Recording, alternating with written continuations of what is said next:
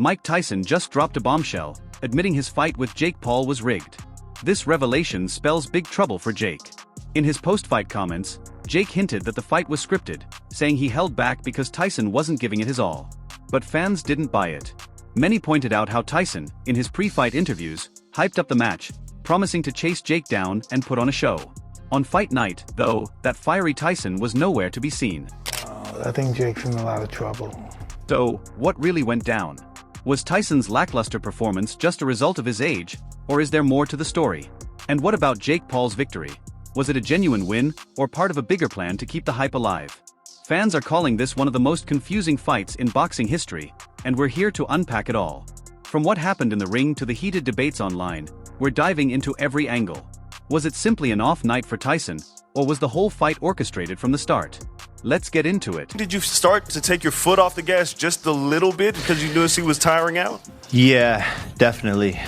Definitely a bit. You know, I wanted to give the fans a show, but I didn't want to hurt someone that didn't need to be hurt. Did you feel Mike's power at all? No. He hit you with one, and you gave him the tongue. I only because the crowd, got turned up. Jake Paul's claim that he held back during the fight immediately raised eyebrows. Why would someone known for being bold and unapologetic suddenly go easy on an opponent? It's a statement that left fans puzzled, especially given Jake's history. Let's break it down. Jake has carefully crafted his boxing career to make waves, often picking opponents who weren't exactly in their prime. From retired athletes to ex-MMA fighters, his matches have been more about showmanship than genuine competition. But stepping into the ring with 68-year-old Mike Tyson was a different ballgame. This wasn't just another opponent. This was Iron Mike, a living legend. The stakes were much higher, and the fight seemed to follow the same pattern, leaving fans wondering, was it all part of Jake's strategy to keep the spectacle going? Saw this. I've been watching Mike Tyson, and I'm not a big boxing fan, but I know Mike likes to fight on the inside. And once he rocks you, then he goes in and finishes you off. This is Mike Tyson. This is Iron Mike Tyson to the T. This is Mike's muscle memory. He rocks you, and then he works you body on the inside, goes for the uppercut, knocks you out. But when you watch this, Mike rocked Jake Paul in the face. He caught him. Jake started to fall back, and then Mike was, it was as if Mike was like, well, damn, I'm gonna knock him out. I'm sorry, the contract said. When Jake Paul claimed he held back from knocking out Mike Tyson because Tyson wasn't fighting back, fans immediately called foul. If Tyson wasn't throwing punches, why? Was Jake trying to do Tyson a favor, or was Tyson holding back on purpose? Jake's reasoning, that he restrained himself to protect Tyson's legacy or health, might sound noble at first. But for many fans, it came across as a weak excuse for a fight that failed to deliver. Instead of honoring a legend, the whole thing felt like an underwhelming spectacle that left everyone questioning what really went on in the ring. Paul versus Mike Tyson fight was leaked hours before the fight happened. Let me explain. Obviously, with it being Jake Paul, a lot of people expected the fight to be rigged, basically to ensure that Jake wins. So this coming out literal hours before the fight didn't help at all, and it's very detailed. I'll move out the way so you can pause it and have a... Watching Mike Tyson take on Jake Paul felt like witnessing a caged beast fighting to hold back. Fans expecting Tyson's trademark intensity were left baffled.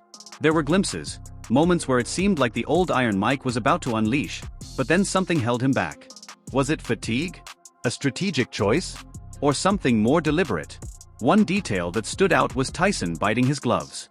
For those familiar with his style, it's something he's done in the past, usually out of frustration. But in this fight, it happened repeatedly, almost like he was suppressing his instincts. Fans couldn't help but wonder, why would Mike Tyson, of all people, restrain himself in the ring? Then there were flashes of the Tyson everyone knew, pressing forward and showing brief moments of aggression. But just as quickly as they came, they faded. His punches lacked their usual power, his movement was subdued, and his trademark ferocity was missing.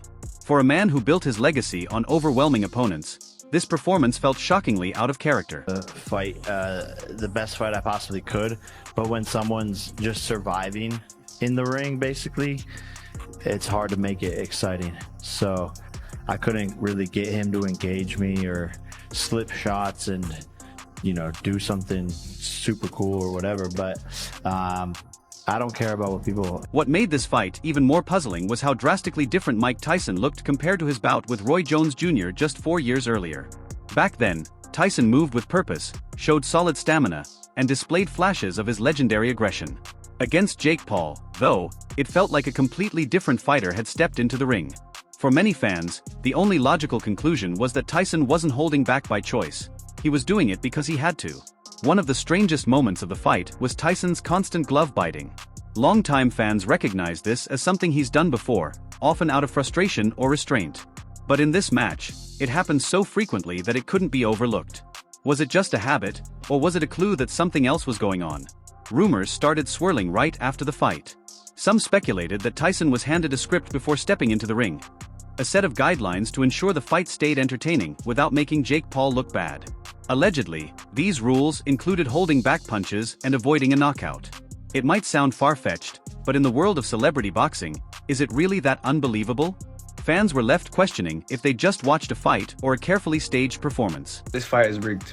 Yeah, there's rumors going around. Apparently in the contract, Mike Tyson is not allowed to actually knock out Jake Paul or knock him down in any of the rounds. I can't lie, what did you expect? Of course this fight was going to be rigged. It's a 60-year-old versus a 20-something-year-old. Bro, I won't be surprised if the match ends up being a draw or some bullshit, bro. I think there's too much at stake, because if Mike Tyson loses to fucking Jake Paul, then this brother's entire legacy's just gone down the drain. Mike Tyson's fight against Jake Paul left many fans feeling disappointed, especially when compared to his impressive performance against Roy Jones Jr. back in 2020. Let's take a trip down memory lane to that fight. At 64 years old and 15 years removed from the ring, Tyson turned back the clock. His body shots were brutal, his footwork sharp, and his movements full of purpose.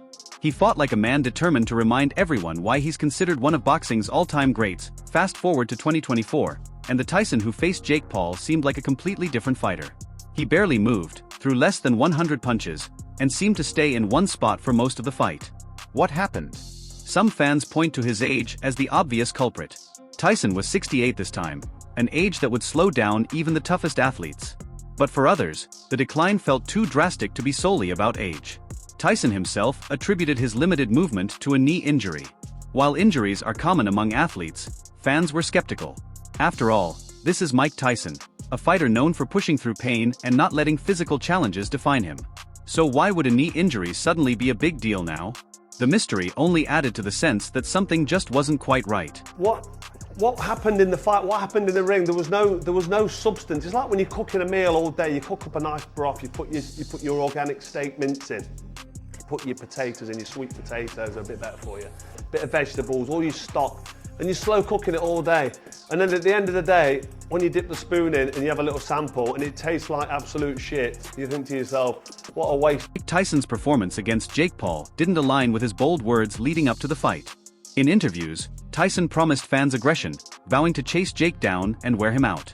These weren't just throwaway comments. They were part of what sold the fight to millions. But when fight night came, that version of Tyson was nowhere to be seen. Instead, fans watched a fighter who seemed hesitant, restrained, and almost disengaged. The contrast between this fight and his bout with Roy Jones Jr. was striking. Against Roy, Tyson fought like a man on a mission. Against Jake Paul, he looked like someone following a script. Was it simply age catching up with him, or was something else going on? Some believe Tyson held back to avoid overshadowing Jake Paul, whose career thrives on beating big-name opponents. Whatever the reason, the difference between these two performances has kept fans debating ever since. One thing is undeniable: the Tyson fans were expecting wasn't the one who showed up that night. That's a big part of why this fight has become so controversial. In the lead-up to the fight, Tyson hyped it the way only he can.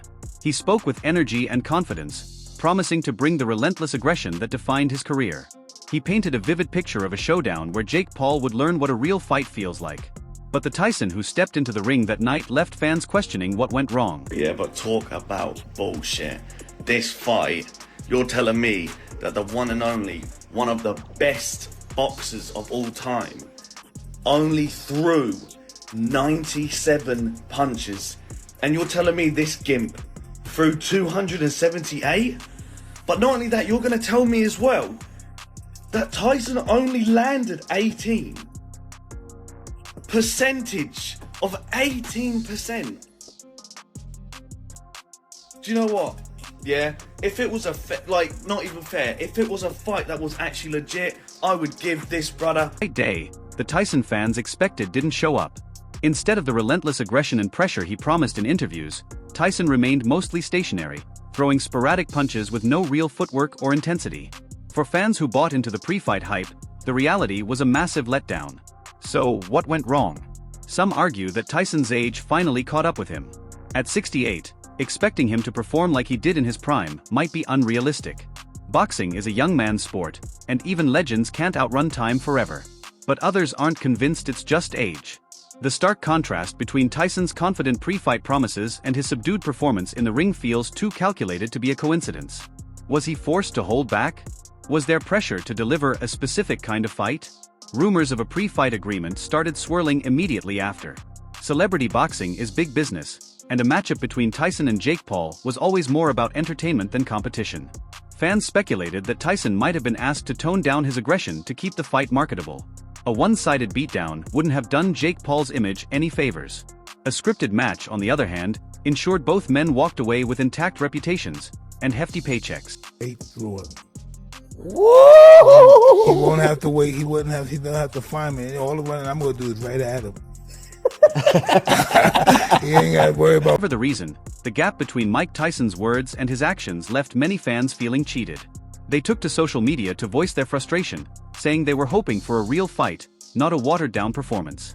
For Tyson, this fight was supposed to be another chapter in his incredible legacy, but for many fans, it felt more like a staged event than a genuine competition. Jake Paul's victory over Tyson, in particular, sparked outrage rather than celebration. Fans expected a career-defining moment for Jake, a win over a legend, even an aging one. But instead, his victory seemed hollow. The fight generated ridicule rather than respect, with many questioning its legitimacy.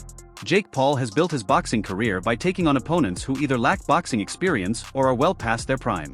He's fought former NBA players, retired MMA fighters, and now a 68-year-old Tyson. For many fans, this fight felt like just another example of Jake taking the easy route. Sure, Tyson is a legendary fighter, but he's also a senior citizen by boxing standards.